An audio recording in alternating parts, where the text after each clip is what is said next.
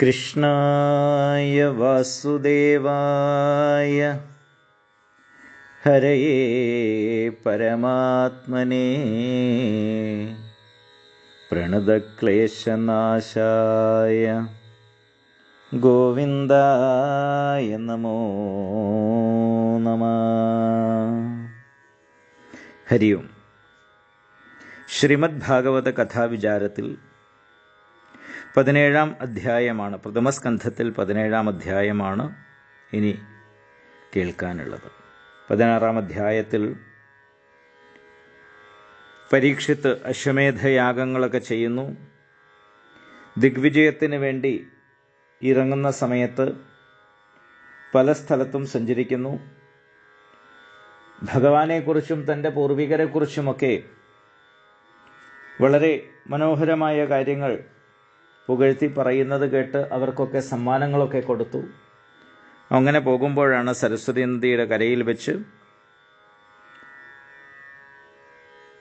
ഒരു കാളയെ ശൂദ്രവേഷത്തിലുള്ള, ശൂദ്രനായിരിക്കുന്ന ഒരാൾ രാജാവിൻ്റെ വേഷം കെട്ടി ഉപദ്രവിക്കുന്നതും ആ കാളയുടെ അടുത്ത് ദുഃഖിതയായി നിൽക്കുന്ന ഒരു പശുവിനെയും കാണുന്നതായ രംഗം. ധർമ്മമാണ് ആ കാളയുടെ രൂപത്തിലുണ്ടായിരുന്നത് എന്ന് കണ്ടു. കാളയുടെ കാലുകൾ അദ്ദേഹം ചവിട്ടി ഒടിക്കുന്നത് ശ്രദ്ധയിൽപ്പെട്ടു. 3 കാലുകൾ ഒടിച്ചിട്ടുണ്ട്. 4-മത്തതായിട്ടുള്ള ഒരു കാലും ഒടിച്ചുകൊണ്ടേയിരിക്കുകയാണ്. അപ്പോൾ ഈ 4 കാലുകൾ എന്ന് പറയുന്നത് ധർമ്മത്തിന് 4 പാദമാണ് എന്ന് പറഞ്ഞു. സത്യം, ശൗചം, ദയ, തപസ്. സത്യം എന്നുള്ളത് 1-മത്തത്, ശൗചം അല്ലെങ്കിൽ ശുദ്ധി എന്നുള്ളത് 2-മത്തത്, ദയ എന്നുള്ളത് 3-മത്തത്, തപസ് എന്നുള്ളത് 4-മത്തത്. ഈ 4 കാലുകളിലാണ് ധർമ്മം നിലനിൽക്കുന്നത്. ഇവിടെ 4 കാലുകളെന്ന് പറഞ്ഞു കഴിഞ്ഞാൽ 4 അംശം. എങ്ങനെയാണോ 4 കാല് കൂടുമ്പോഴാണ് ഒന്നായി മാറുന്നത്. പണ്ട് 25 പൈസയെ 4 രൂപ എന്ന് പറയേണ്ടായിരുന്നു. അപ്പോൾ 1 രൂപയ്ക്ക് 4 കാലുകളാണുള്ളത്. 50 പൈസയൊക്കെ ഉള്ള സമയത്ത് 50 പൈസയ്ക്ക് അര രൂപ എന്ന് പറയാറുണ്ട്. 25 പൈസയ്ക്ക് 1/4 രൂപ. അപ്പോൾ 4 കാല് കൂടിക്കഴിഞ്ഞാൽ 1 രൂപയായി മാറുന്നത് പോലെ ഇവിടെ ധർമ്മത്തിൻ്റെ 4 അംശങ്ങളാണ് സത്യം, ശൗചം, ദയ, തപസ്. ഒരു വ്യക്തിയിലും ഈ അംശങ്ങൾ എത്ര കണ്ട് പൂർണ്ണമാകുന്നുണ്ടോ, അല്ലെങ്കിൽ എത്ര കണ്ട് കുറയുന്നുണ്ടോ, അത്ര കണ്ട് ആ വ്യക്തിയിൽ ധർമ്മം എന്നുള്ളത് കൂടിയും കുറഞ്ഞുമിരിക്കും. കുടുംബത്തിലാണെങ്കിലും സമൂഹത്തിലാണെങ്കിലും എല്ലാം ഇതുപോലെയാണ്. സത്യം എന്നുള്ളത് പരമാവധി സത്യം പറയുക എന്നുള്ളതാണ്. 100% ചിലപ്പോൾ വ്യവഹാരത്തിൽ നമുക്ക് സാധിച്ചില്ല എന്ന് വരാം. എങ്കിലും അനാവശ്യമായി കളവ് പറയുന്നത് ഒഴിവാക്കാം. അങ്ങനെ കുറെ കഴിയുന്ന സമയത്ത് നമുക്ക് കളവ് പറയേണ്ട ആവശ്യമില്ലാത്തൊരു സന്ദർഭം വരും. അതതിൻ്റെ ഏറ്റവും ഉയർന്ന തലമാണ്. എന്നാൽ പലപ്പോഴും മനുഷ്യർ യാതൊരു ആവശ്യവുമില്ലാതെ കളവ് പറയുന്നത് നമുക്ക് കാണാം. അപ്പം അങ്ങനെയുള്ള അനാവശ്യമായ കളവുകൾ ഒഴിവാക്കി സത്യം പരിപാലിക്കുക. ശുദ്ധി, ആന്തരികവും ബാഹ്യവുമായിട്ടുള്ള ശുദ്ധി, ശരീരത്തിനും മനസ്സിനും പരമാവധി പാലിക്കുക. ദയ, മറ്റ് ജീവികളോട് ദയ കാണിക്കുക. തപസ്, തപസ്സെന്ന് പറഞ്ഞു കഴിഞ്ഞാൽ നമ്മൾ ചെയ്യുന്നതായിട്ടുള്ള അനുഷ്ഠാനങ്ങൾ, ഈശ്വര അനുഷ്ഠാനങ്ങൾ ഒരു തപസ്സാണ്. വ്രതങ്ങൾ അനുഷ്ഠിക്കുന്നത് ഒരു തപസ്സാണ്. നിഷ്ഠയോടുകൂടിയിട്ട് ക്ഷേത്ര ദർശനാദികൾ ചെയ്യുന്നതൊരു തപസ്സാണ്. തീർത്ഥയാത്ര ചെയ്യുന്നതൊരു തപസ്സാണ്. ഇങ്ങനെയൊക്കെയുള്ള തപസ് കഴിയാവുന്ന രീതിയിൽ ചെയ്യുക. ഇതൊക്കെ ഉണ്ടാകുമ്പോഴാണ് നമ്മുടെ ജീവിതത്തിലും ധർമ്മം എന്നുള്ളത് ഉണ്ടാകുന്നത്. ധർമ്മമുള്ളിടത്ത് സന്തോഷമുണ്ടാവും, സംതൃപ്തി ഉണ്ടാവും. അധർമ്മമുള്ളിടത്ത് എപ്പോഴും കലഹവും അശാന്തിയും ഉണ്ടാകുമെന്ന് നമുക്കറിയാം. അപ്പോൾ തീർച്ചയായിട്ടും നമ്മുടെ ജീവിതത്തിൽ അല്ലെങ്കിൽ സമൂഹത്തിൽ ശാന്തിയും സംതൃപ്തിയും ഉണ്ടാകണമെങ്കിൽ ഈ ധർമ്മത്തെ കുറേശ്ശെ കുറേശ്ശെ കൂട്ടിക്കൊണ്ടുവരിക. നമ്മൾ അനുഷ്ഠിക്കുന്നതായിട്ടുള്ള പ്രവൃത്തികളിൽ, നമ്മുടെ ജീവിതത്തിൽ എത്ര കണ്ട് നമുക്ക് ഈ ധർമ്മത്തെ പരിപാലിക്കാൻ കഴിയുന്നുണ്ട് എന്ന് സ്വയം വിമർശനം ചെയ്യുക, സ്വയം ആലോചിക്കുക. എന്നിട്ട് അതിനെ കുറേശ്ശെ കുറേശ്ശെ നമുക്ക് കൂട്ടിക്കൊണ്ടുവരാൻ സാധിക്കും. അപ്പം ആ രീതിയിൽ ജീവിതത്തിൽ ധർമ്മത്തെ ഉയർത്തിക്കൊണ്ടുവരാൻ സാധിക്കുന്നതാണ്. അതിന് പരിശ്രമിക്കേണ്ടതാണ്. കലിയിൽ സ്വാഭാവികമായും ഈ അധർമ്മത്തിന് സാധ്യത കൂടും. അതുകൊണ്ടാണ് കലി ഈ ധർമ്മസ്വരൂപനായിരിക്കുന്ന കാളയുടെ 3 കാലുകളും ഒടിച്ച് 4ാമത്തതും ഒടിക്കാൻ ശ്രമിക്കുകയാണ് എന്ന് പറഞ്ഞു കഴിഞ്ഞാൽ ഇത് യുഗധർമ്മമാണ്. അപ്പം അതുകൊണ്ട് തന്നെ നമുക്കറിയാമല്ലോ, ഇന്നൊരാൾ നന്നാവാനാണ് പ്രയാസം, വഴി തെറ്റാൻ യാതൊരു പ്രയാസവുമില്ല. കാരണം അത് യുഗത്തിൻ്റെ മഹിമയാണ്. നല്ല ആളുകളുമായിട്ട് സമ്പർക്കം ഉണ്ടാകണമെങ്കിൽ വലിയ പ്രയാസമാണ്, അതിനെ പരിപാലിക്കണമെങ്കിൽ വലിയ പ്രയാസമാണ്. അതേസമയം ചീത്ത കൂട്ടുകെട്ടിൽ വീഴാനോ ചീത്ത വഴിക്ക് നമ്മൾ സഞ്ചരിക്കുന്നതിനോ ഒരു പ്രയാസവുമില്ല. ലോകം മുഴുവൻ അതിനെ ആദരിക്കും. അതിനുള്ള ഏറ്റവും ദൃഷ്ടാന്തമാണല്ലോ നമ്മളെന്തെങ്കിലും സഹസ്രനാമമോ അനുഷ്ഠാനമോ അല്ലെങ്കിൽ ഒരാൾ ഏതെങ്കിലും ക്ഷേത്ര ദർശനമോ ഇങ്ങനെയുള്ള എന്തെങ്കിലും ഒരു നല്ല കാര്യങ്ങൾ, ആത്മീയമായിട്ടുള്ള എന്തെങ്കിലും ഒരു അനുഷ്ഠാനങ്ങൾ ചെയ്തു കഴിഞ്ഞാൽ അദ്ദേഹത്തെ പരിഹസിക്കുന്നതിന് ഒരുപാട് പേരുണ്ടാവും, വീട്ടിലാണെങ്കിലും പുറത്താണെങ്കിലും.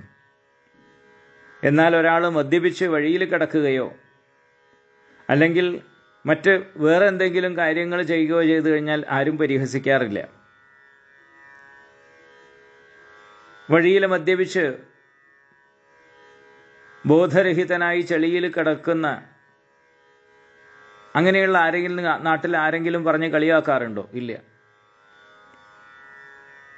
അല്ലെങ്കിൽ മദ്യം കഴിച്ച് പിച്ചും പേയും പറഞ്ഞ് കുടുംബത്ത് കലഹമുണ്ടാക്കുന്ന ആളെ പരിഹസിക്കാനോ ശാസിക്കാനോ ഒന്നും ആരും തയ്യാറാകാറില്ല.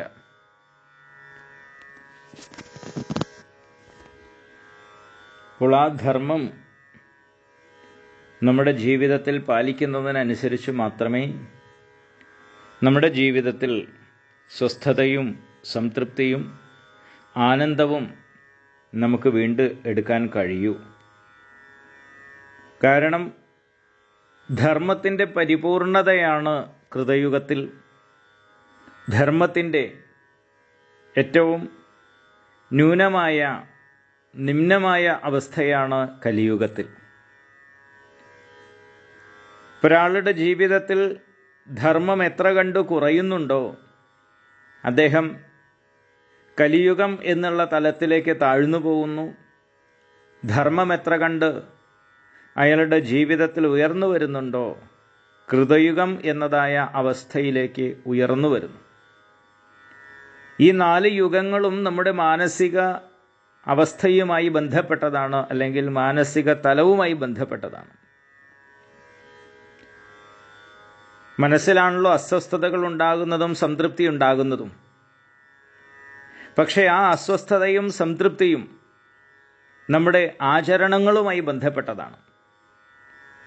സദാ അസത്യം പറഞ്ഞ് നടക്കുന്ന ഒരാൾക്ക് ഒരിക്കലും മനസ്സിൽ ശാന്തി ഉണ്ടാവില്ല. അതുപോലെ തന്നെ സത്യം പറഞ്ഞ് നടക്കുന്ന ഒരാൾക്ക് തൻ്റെ പ്രവൃത്തിയിലാണെങ്കിലും വാക്കിലാണെങ്കിലും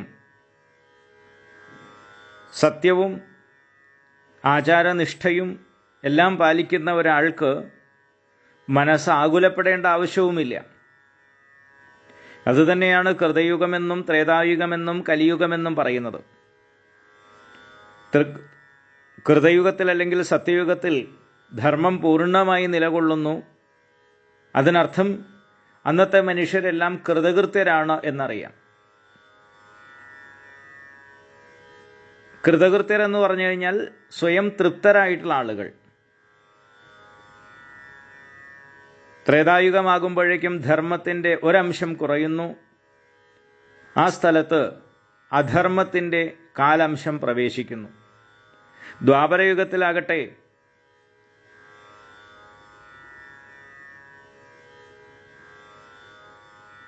അധർമ്മം വീണ്ടും പ്രവേശിക്കുന്നു. അധർമ്മത്തിൻ്റെ ഒരംശം കൂടി വരുന്നതുകൊണ്ട് ദ്വാപരയുഗത്തിൻ്റെ ആരംഭമാകുമ്പോഴേക്കും ധർമ്മവും അധർമ്മവും പകുതി പകുതിയായിത്തീരുന്നു. കലിയുഗത്തിൻ്റെ ആരംഭത്തിലേക്ക് അല്ലെങ്കിൽ ദ്വാപരയുഗത്തിൻ്റെ അവസാനം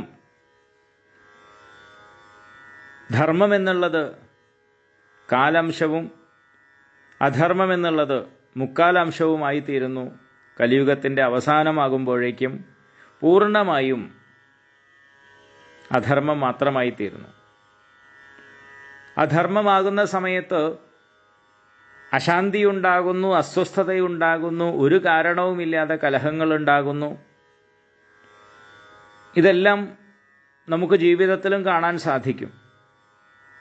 ഇതിനുള്ള പരിഹാരമെന്ന് പറയുന്നത് ധർമ്മത്തെ ഉയർത്തിക്കൊണ്ടുവരിക. അത് നമ്മുടെ ജീവിതത്തിലും ആ ജീവിതത്തിൽ ഉയർത്തിക്കൊണ്ടുവരുന്നതനുസരിച്ച് സമൂഹത്തിലും ധാർമ്മികമായിട്ടുള്ള അവബോധമുണ്ടാകുമ്പോൾ മാത്രമേ ഈ സംതൃപ്തിയും സമാധാനവും നമുക്ക് വീണ്ടെടുക്കാൻ സാധിക്കൂ എന്നും ഈ ധർമ്മത്തിൻ്റെ കഥയിലൂടെ നമ്മെ ബോധിപ്പിക്കുകയാണ് ചെയ്യുന്നത്. 17-ാം അധ്യായത്തിൽ പറയുന്നു, അവിടെ ആ കണ്ടതായിട്ടുള്ള കാഴ്ച ധാർമ്മികനായിട്ടുള്ള പരീക്ഷത്തിനെ വല്ലാതെ വേദനിപ്പിക്കുന്നതായിരുന്നു. വെളുത്ത നിറത്തിലുള്ളതായ ഒരു കാള 3 കാലും നഷ്ടപ്പെട്ട് നിന്ന് വിറയ്ക്കുന്നുണ്ട്. വിശന്നു പരിഞ്ഞ് മെലിഞ്ഞ് അവശയായിട്ടുള്ളൊരു പശു കാളയുടെ സമീപത്ത് നിൽക്കുന്നു. രാജാവിൻ്റെ വേഷം ധരിച്ച ഒരു ശൂദ്രൻ ആ കാളയുടെ ശേഷിച്ചതായിട്ടുള്ള കാലിൻ്റെ മുകളിൽ ഒരു ഇരുമ്പ് ദണ്ടുകൊണ്ട് ആഞ്ഞടിക്കുന്നുണ്ട്. കൂടെ തന്നെ പശുവിനെ ശക്തിയിൽ ചവിട്ടുന്നുമുണ്ട്. പശുവും കാളയും ധാരധാരയായിട്ട് കണ്ണീര് വാർത്തുകൊണ്ട് നിൽക്കുന്നു. കാരണം അതിനെ തിരിച്ച് ഒന്നും ചെയ്യാൻ സാധിക്കുന്നില്ല. തേരിൽ അവിടെ എത്തിച്ചേർന്നതായിട്ടുള്ള പരീക്ഷിത്ത് വില്ലിൽ ശരം തൊടുത്തുകൊണ്ട് ഗംഭീരമായിട്ടുള്ള സ്വരത്തിൽ ചോദിച്ചു, ഞാൻ രക്ഷിച്ചുകൊണ്ടിരിക്കുന്ന ഈ ഭൂമിയിൽ പാവങ്ങളെ ഹിംസിക്കുന്ന ശക്തനായിട്ടുള്ള നീ ആരാണ്? വേഷം കൊണ്ട് നീ രാജാവാണ്, എന്നാൽ കർമ്മം കൊണ്ട് നീചരിൽ നീചനുമാണ്. അർജുനനോടൊന്നിച്ച് ഭഗവാൻ ശ്രീകൃഷ്ണൻ അന്തർധാനം ചെയ്തതിനാൽ ഇനി എന്ത് അധർമ്മവും പ്രവർത്തിക്കാം, എന്നോട് ആരുണ്ട് ചോദിക്കാൻ എന്നാണോ നിന്റെ വിചാരം? നിരപരാധികളായ ഇവരെ ദ്രോഹിക്കുന്ന നീ ശരിക്കും വധശിക്ഷ അർഹിക്കുന്നവനാണ്.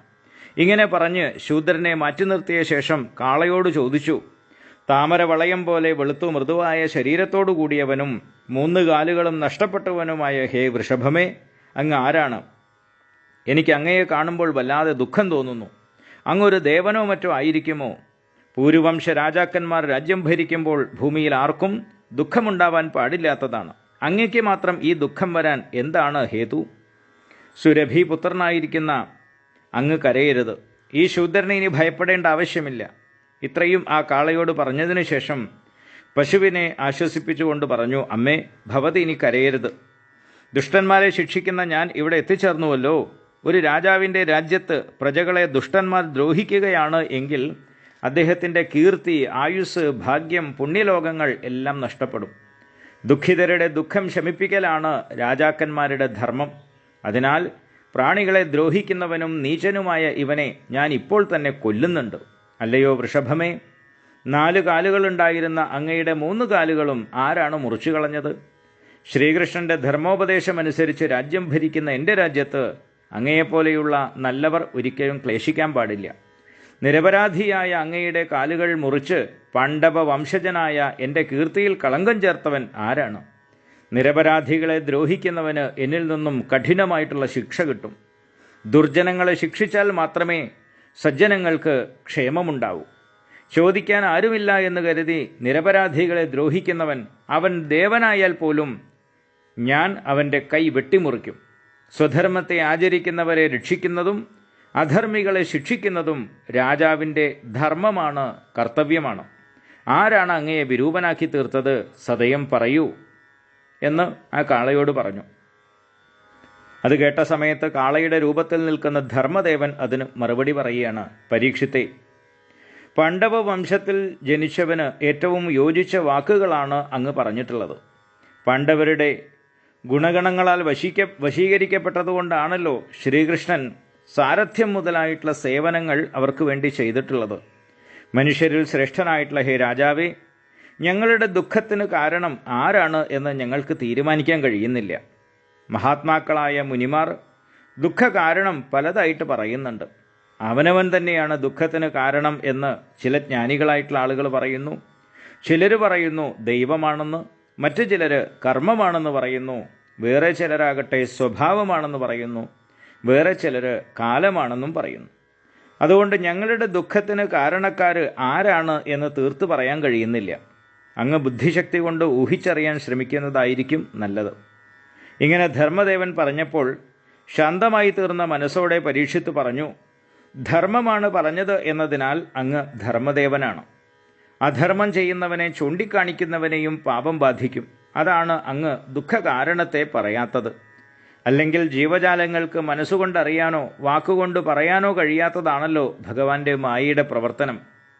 തപസ്, ശുദ്ധി, ദയ, സത്യം എന്നീ 4 പാദങ്ങളാണ് ധർമ്മത്തിനുള്ളത്.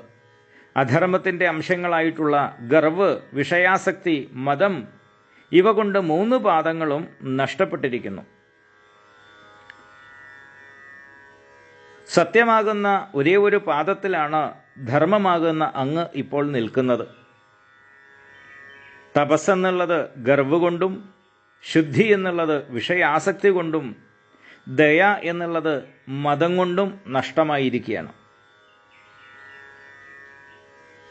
ഇപ്പോൾ സത്യം മാത്രമേ ഉള്ളൂ.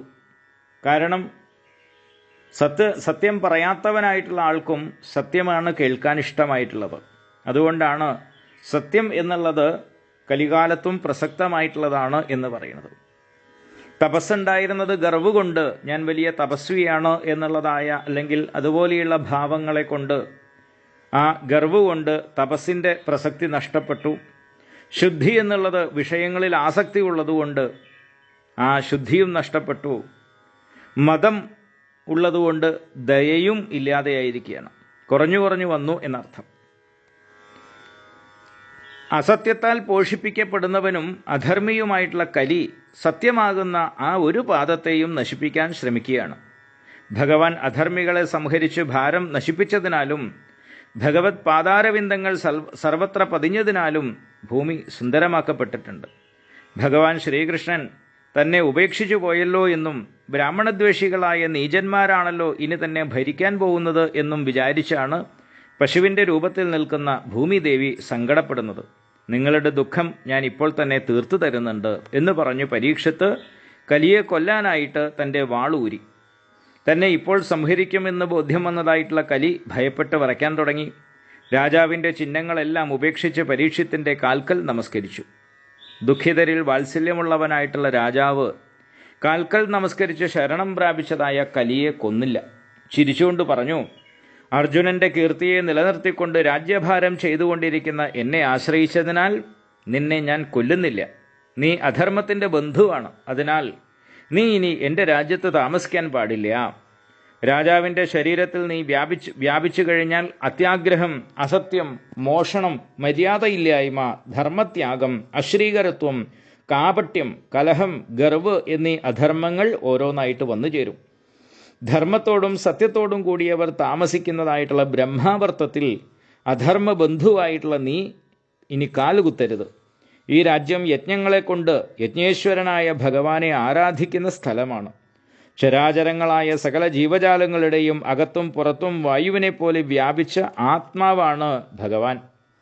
യജ്ഞസ്വരൂപിയായ ഭഗവാനെ ആരാധിക്കുന്നതിനാൽ അവിടുന്ന് ഈ നാട്ടുകാർക്ക് സർവ്വ അഭീഷ്ടങ്ങളെയും പ്രദാനം ചെയ്തുകൊണ്ടിരിക്കുന്നു. ധാർമ്മികന്മാർ താമസിക്കുന്ന ഈ രാജ്യത്ത് നിന്റെ വാസം തീരെ പറ്റില്ല. അതിനാൽ ഈ നാടിനെ ഉപേക്ഷിച്ച് വേറെ എവിടെയെങ്കിലും പോയി താമസിച്ചോളൂ എന്ന് കലിയോട് പറയുകയാണ് ചെയ്യുന്നത്. ഇങ്ങനെ പരീക്ഷത്ത് കൽപ്പിച്ച സമയത്ത് ഭയചകിതനായിട്ടുള്ള കലി വാളൂരിപ്പിടിച്ച് നിൽക്കുന്ന രാജാവിനോട് പറഞ്ഞു, അങ്ങ് ഈ ഭൂമിയുടെ മുഴുവൻ ചക്രവർത്തിയല്ലേ? ഞാൻ എവിടെ താമസിച്ചാലും അങ്ങ് എന്നെ അവിടെ നിന്നും ഓടിക്കും.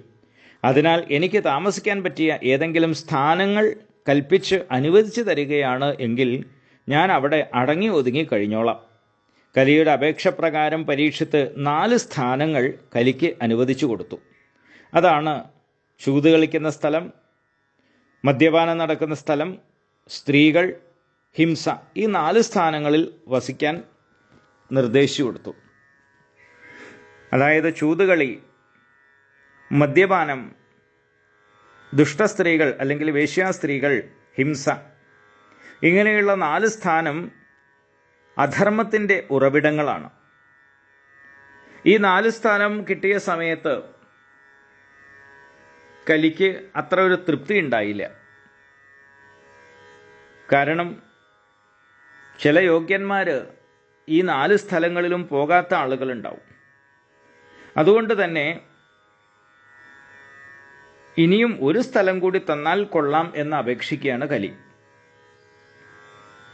അങ്ങനെയാണ് കലിക്ക് ധനം എന്ന 5ാമത്തെ സ്ഥാനത്തെയും കൊടുത്തു. സ്വർണം അല്ലെങ്കിൽ ധനം എന്നുള്ളതായിട്ടുള്ള 5ാമത്തെ ഒരു സ്ഥാനം കൂടി കലിയുടെ സ്ഥാനമായിട്ട് കൊടുക്കുകയാണ്. ഇത് കിട്ടിയ സമയത്ത് കലിക്ക് വലിയ സന്തോഷമായി. കാരണം ഈ 5ാമത്തെ ഒരു സ്ഥാനം ഏത് യോഗ്യന്മാരും ഇഷ്ടപ്പെടുന്നതാണ്. മറ്റുള്ള കാര്യം എന്ന് പറഞ്ഞു കഴിഞ്ഞാൽ ചൂതുകളിയാകട്ടെ, മദ്യപാനമാകട്ടെ, വേശ്യാസംഗമാകട്ടെ, ഹിംസയാകട്ടെ, ഇതിനെയൊക്കെ മാറ്റിവെക്കുന്നതായിട്ടുള്ള യോഗ്യരായിട്ടുള്ള ആളുകളുണ്ടാവും. എന്നാൽ സമ്പത്ത് വേണ്ട എന്ന് പറയുന്ന ആരും ഉണ്ടാവില്ല. എന്നാൽ സമ്പത്ത് വന്നു കഴിഞ്ഞാൽ സ്വാഭാവികമായിട്ടും ഇങ്ങനെയുള്ള കാര്യങ്ങളൊക്കെ വന്നു ചേരാനും സാധ്യതയുണ്ട്. ധനം ഉണ്ടായിക്കഴിഞ്ഞാൽ, അന്യായമായിട്ട് ധനം ഉണ്ടായിക്കഴിഞ്ഞാൽ മദ്യപാനം ഉണ്ടാവാം, ചൂതുകളി ഉണ്ടാകാം, സ്ത്രീ സേവയുണ്ടാവാം, ഹിംസയുണ്ടാവാം. ഈ 4 അധർമ്മങ്ങളും ഉണ്ടാവാൻ സാധ്യതയുണ്ട്. അതുകൊണ്ടാണ് കലിക്ക് സന്തോഷമായത് ഈ 5ാമത്തെ സ്ഥാനം കിട്ടിയ സമയത്ത്. പരീക്ഷത്തിന്റെ കൽപ്പന അനുസരിച്ച് കലി ഈ 5 സ്ഥാനങ്ങളിൽ വാസം ഉറപ്പിച്ചു. അതുകൊണ്ട് ശ്രീമദ് ഭാഗവതം വിശേഷമായിട്ട് പറയുകയാണ്, ജീവിതത്തിൽ ശ്രേയസ്സിനെ കാക്ഷിക്കുന്ന ആളുകൾ ഈ 5 സ്ഥാനങ്ങളെയും ഒഴിവാക്കുകയാണ് വേണ്ടത്. ധർമ്മത്തെ രക്ഷിക്കുന്നവനും പ്രജകളെ പരിപാലിക്കുന്നവനുമായ രാജാവ് പ്രത്യേകിച്ചും ഈ 5 സ്ഥലങ്ങളെ ഉപേക്ഷിക്കണം. അതായത് ചൂതുകളി എന്നുള്ളത് ഒഴിവാക്കണം, മദ്യപാനം എന്നുള്ളത് ഒഴിവാക്കുക, ദുഷ്ടസ്ത്രീകളുമായിട്ടുള്ള സമ്പർക്കം അല്ലെങ്കിൽ വേശ്യാസ്ത്രീകളുമായിട്ടുള്ള സമ്പർക്കം എന്നുള്ളത് ഒഴിവാക്കുക, അനാവശ്യമായിട്ടുള്ള ഹിംസ എന്നുള്ളത് ഒഴിവാക്കുക, അതുപോലെ അധാർമികമായിട്ട് ധനം സമ്പാദിക്കുക എന്നുള്ളതും ഒഴിവാക്കേണ്ടതാണ്. ഈ 5 കാര്യങ്ങൾ അധപ്പതിപ്പിക്കുന്നതാണ് എന്ന് പ്രത്യേകിച്ച് പറയുന്നു. അതുകൊണ്ടാണ് ശ്രേയസ് വേണമെന്ന് ആഗ്രഹിക്കുന്ന ആളുകൾക്ക് അവർ മാത്രമേ ഒഴിവാക്കേണ്ട കാര്യമുള്ളൂ. അല്ലാതെ എങ്ങനെയെങ്കിലും സമ്പത്ത് ഉണ്ടാക്കിയാൽ മതി എന്ന് വിചാരിക്കുന്ന ആളുകൾക്ക് ഈ വിധിയൊന്നും ബാധകമല്ല. മറ്റു കാര്യങ്ങളൊക്കെ ചെയ്ത് അങ്ങനെ നടക്കണമെന്ന ആളുകൾക്ക് ആ വിധി ബാധകമല്ല.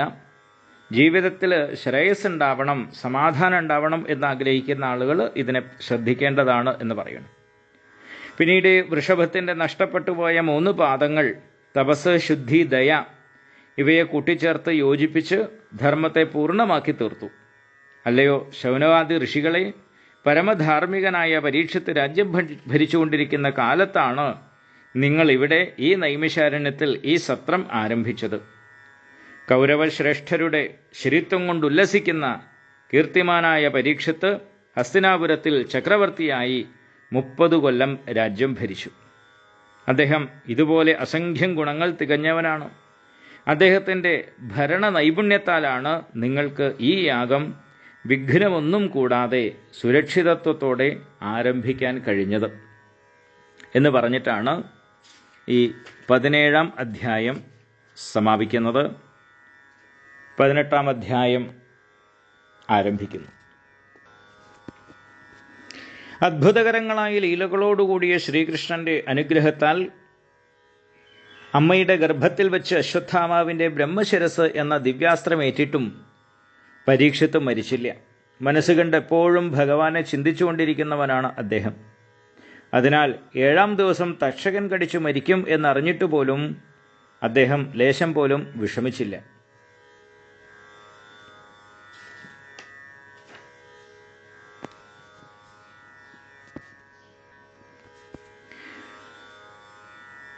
ശാപവർത്തമാനം അറിഞ്ഞ ഉടൻ തന്നെ അദ്ദേഹം സർവസംഘ പരിത്യാഗം ചെയ്ത് ഗംഗാതീരത്ത് ചെന്ന് പ്രായോപവേശം ചെയ്തു. ശ്രീശുക ബ്രഹ്മർഷിയുടെ ശിഷ്യനായി തീർന്ന് അദ്ദേഹത്തിൽ നിന്ന് ആത്മതത്വത്തെ വേണ്ടതുപോലെ അറിഞ്ഞു. ഗംഗാതീരത്ത് ശരീരം ഉപേക്ഷിച്ച് പരീക്ഷിത്ത് മുക്തനായി തീർന്നു. ഭഗവാനെക്കുറിച്ച് മാത്രം പറയുന്നവരും അമൃതസമാനങ്ങളായ ഭഗവത് കഥകളെ കേൾക്കുന്നവരും എപ്പോഴും ഭഗവത് പാതാരവിന്ദങ്ങളെ സ്മരിക്കുന്നവരുമായ ഭക്തന്മാർക്ക് മരണസമയത്ത് പോലും യാതൊരു പരിഭ്രമവും ഉണ്ടാവില്ല. പരീക്ഷത്ത് രാജ്യം ഭരിച്ചിരുന്ന കാലത്തോളം കലിക്ക് ഭൂമിയിൽ പ്രവേശിക്കാൻ ധൈര്യം തന്നെ ഉണ്ടായില്ല. ശ്രീകൃഷ്ണൻ അന്തർധാനം ചെയ്ത അന്ന് തന്നെ കലിയുഗം ആരംഭിക്കുകയുണ്ടായി. എല്ലാത്തിൽ നിന്നും സാരത്തെ മാത്രം സ്വീകരിക്കുന്ന പരീക്ഷത്ത് മഹാരാജാവ് കലിയെ സംഹരിച്ചില്ല. കലിയെ അദ്ദേഹം 5 സ്ഥലങ്ങളിലായിട്ട് ഒതുക്കി, പക്ഷേ സംഹരിച്ചില്ല. അതിനൊരു കാരണമുണ്ട്. കാരണം ഈ കലിയുഗത്തിന് വലിയൊരു ഗുണമുണ്ട് എന്നാണ് പറയുന്നത്. കലിയുഗത്തിനുള്ളൊരു മഹിമ, പുണ്യകർമ്മങ്ങളുടെയൊക്കെ ഫലം വേഗത്തിൽ കിട്ടും, പാപത്തിൻ്റെ ഫലം താമസിച്ചേ അനുഭവപ്പെടുള്ളൂ എന്നാണ്. മാത്രമല്ല, ഈ കലിയുഗത്തിൻ്റെ ഏറ്റവും വലിയൊരു സവിശേഷത കീർത്തനാദേവ കൃഷ്ണസ്യ, ഭഗവാന്റെ നാമജപം കൊണ്ട് തന്നെ ഈ കലിയുഗത്ത് നമുക്ക് മുക്തരായി തീരാൻ സാധിക്കും.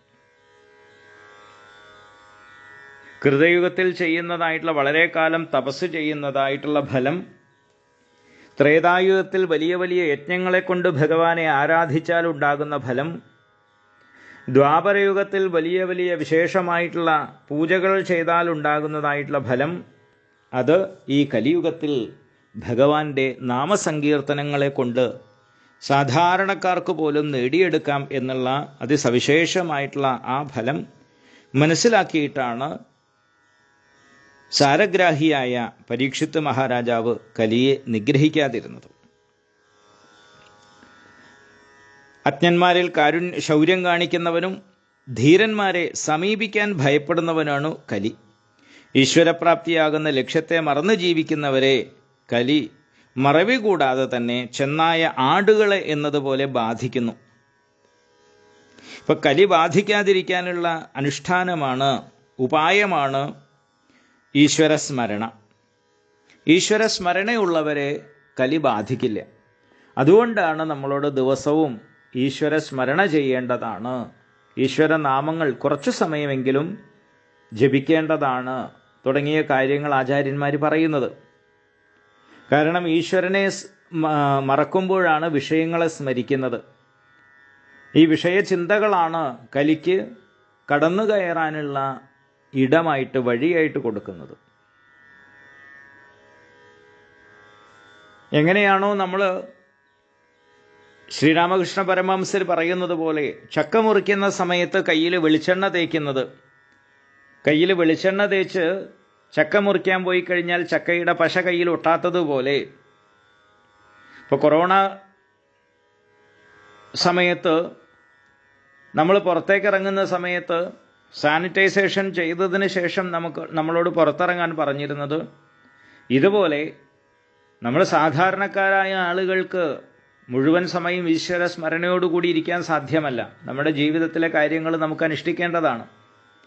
എന്നാൽ അതിനുള്ള ഉപായമായിട്ടാണ് രാവിലെയും വൈകുന്നേരവും അല്പസമയമെങ്കിലും ഈശ്വര സ്മരണയ്ക്ക് വേണ്ടി മാറ്റിവെക്കാൻ പറഞ്ഞത്. രാവിലെ ഈശ്വര സ്മരണ ചെയ്ത് പുറത്തിറങ്ങുന്ന സമയത്ത് ആ വിഷയമാകുന്ന ചിന്തകൾ, വിഷയചിന്തകൾ നമ്മളിലൊട്ടാതെ, നമ്മളെ ബാധിക്കാതെയും, ഇനി എന്തെങ്കിലും പൊടിപടലങ്ങൾ നമ്മൾ ഒട്ടിയിട്ടുണ്ടെങ്കിൽ വൈകിട്ടത്തെ ഈശ്വര സ്മരണയിൽ അത് കഴുകിക്കളഞ്ഞ് നമ്മുടെ മനസ്സിനെ ശുദ്ധമാക്കാനും നമുക്ക് സഹായകമാകുന്നതാണ് ഈശ്വര സ്മരണ. അതുകൊണ്ടാണ് ഇവിടെ പറയുന്നത്, ഈശ്വരപ്രാപ്തിയാകുന്ന ലക്ഷ്യത്തെ മറന്നു ജീവിക്കുന്നവരെ കലി യാതൊരു മറവും കൂടാതെ ചെന്നായ ആടുകളെ എന്നതുപോലെ ഒരു ദയയുമില്ലാതെ ആക്രമിക്കും.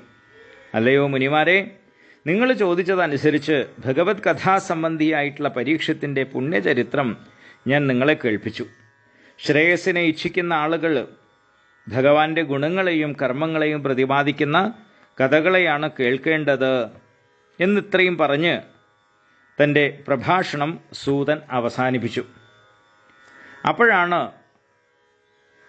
ശൗനകാദി ഋഷികൾ ചോദിക്കുന്നത്, ഹേ സൂത, അങ്ങ് ദീർഘായുസായിട്ട് വളരെ കാലം ജീവിച്ചിരുന്നാലും മരണത്തിലേക്ക് നീങ്ങിക്കൊണ്ടിരിക്കുന്ന മനുഷ്യരുടെ മരണഭയമകറ്റുന്ന അമൃതതുല്യങ്ങളായ ശ്രീകൃഷ്ണ കഥകളെ അങ്ങ് ഞങ്ങൾക്ക് കേൾപ്പിച്ചുകൊണ്ടിരിക്കുന്നു.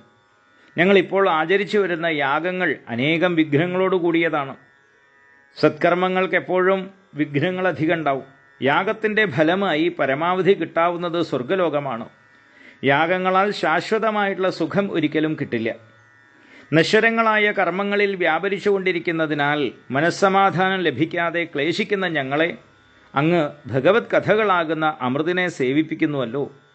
ഭഗവത് ഭക്തന്മാരോടുള്ള സത്സംഗത്തിന് തുല്യമായി സ്വർഗത്തെയോ മോക്ഷത്തെ പോലുമോ ഞങ്ങൾ ഗണിക്കുന്നില്ല. ആ സ്ഥിതിക്ക് ഭൗതിക സുഖങ്ങൾ എത്രയോ നിസ്സാരങ്ങളാണ്. മഹാത്മാക്കളുടെ ഏക ആശ്രയമാണ് ഭഗവാൻ. യോഗേശ്വരന്മാരായ ശിവൻ, ബ്രഹ്മാവ് എന്നീ ദേവശ്രേഷ്ഠന്മാർക്ക് പോലും ഭഗവാൻ ശ്രീഹരിയുടെ ഗുണങ്ങളുടെ അവസാനത്തെ കാണാൻ കഴിഞ്ഞിട്ടില്ല. അപ്രകാരമുള്ള ഭഗവാന്റെ കഥകളെ കേട്ട് മതിയായി എന്ന് ഏതൊരു വിവേകിയാണ് വിചാരിക്കുക? അല്ലയോ സൂത, അങ്ങ് ഭഗവാനെ സർവാത്മന ആശ്രയിച്ചവനാണ്. മഹത്തുക്കളുടെ പരമാശ്രയമായിട്ടുള്ള ഭഗവാന്റെ ഉദാരചരിതങ്ങൾ അവയെ കേൾക്കാൻ അത്യാകാംക്ഷയോടെ ഇരിക്കുന്ന ഞങ്ങൾക്ക് പറഞ്ഞു തന്നാലും. പരമഭക്തനും അതിബുദ്ധിമാനുമായ പരീക്ഷത്ത് ശ്രീശുഖബ്രഹ്മർഷി ഉപദേശിച്ച ജ്ഞാനത്താൽ മുക്തനായി തീർന്നു എന്ന് പറഞ്ഞുവല്ലോ. ഭഗവാന്റെ കഥകളോട് ബന്ധപ്പെട്ടവ ആയതുകൊണ്ട് ആ പരീക്ഷത്തിൻ്റെ ചരിത്രം പുണ്യപ്രദമാണ്. അന്ധക്കരണശുദ്ധി ഉണ്ടാക്കുന്നതാണ്. യോഗത്തിൽ നിഷ്ഠയുണ്ടാക്കി തീർക്കുന്നതാണ്. ഭക്തന്മാരെ ആനന്ദിപ്പിക്കുന്നതുമാണ്. അതിനാൽ പരീക്ഷത്തിൻ്റെ കഥയുടെ ബാക്കി ഭാഗം കൂടി ഞങ്ങൾക്ക് പറഞ്ഞു തരണം.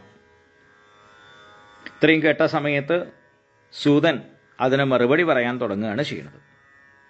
അവിടെയാണ് പരീക്ഷത്തിന് ശാപം കിട്ടുന്നതും മറ്റുമായിട്ടുള്ള കഥ. അത് നമുക്ക് അടുത്ത ക്ലാസ്സിൽ കേൾക്കാം. ഹരിയോം.